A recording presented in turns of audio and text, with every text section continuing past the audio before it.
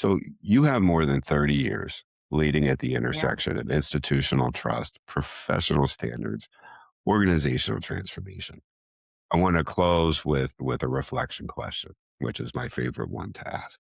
After all of that experience, what have you learned about the human factors that determine whether an institution successfully transforms while maintaining public trust? And because I never ask easy questions, and what do leaders inside organizations, and we talked a lot about professional associations, consistently get wrong about the relationship between internal change and external credibility? It's all about people, whether they're people inside your organization or your people that you serve outside the organization or the people that your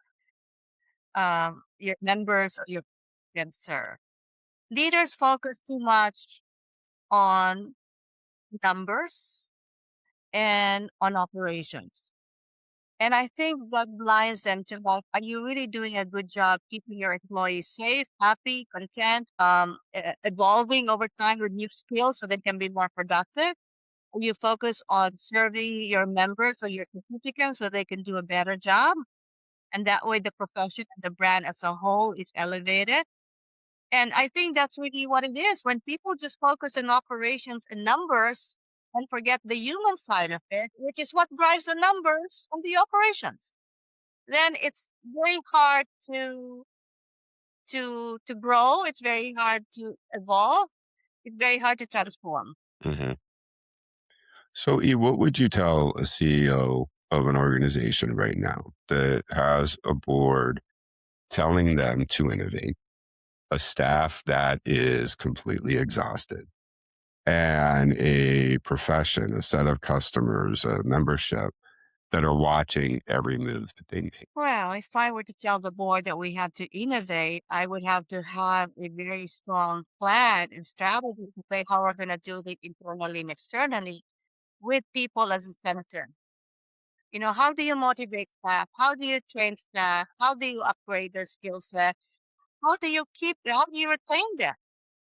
And that goes beyond innovation that may include benefits and compensation and lifestyle choices.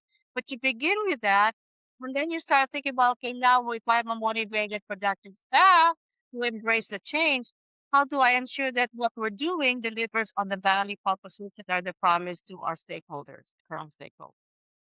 And I think sometimes we forget that, people are the important factor in any organization. Really, they are. So, and I mean, that is, it's always so powerful. And I think each of the guests this season, and there's another coming up next week, and it's been great where that's what they've talked about is the people and the criticality of the people and the very dynamic environment of change, adding in AI and how to navigate that for an organization, profession, the public, and industry, so forth and so on. And the tactics that each have shared, as you did today, as well as the strategies back to it.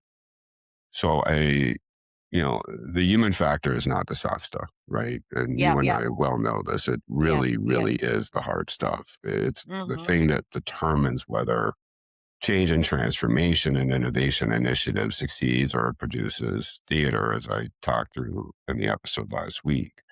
And in institutional settings that you've been a part of, the stakes are even higher because that trust extends beyond the organization to the profession and the public that it serves.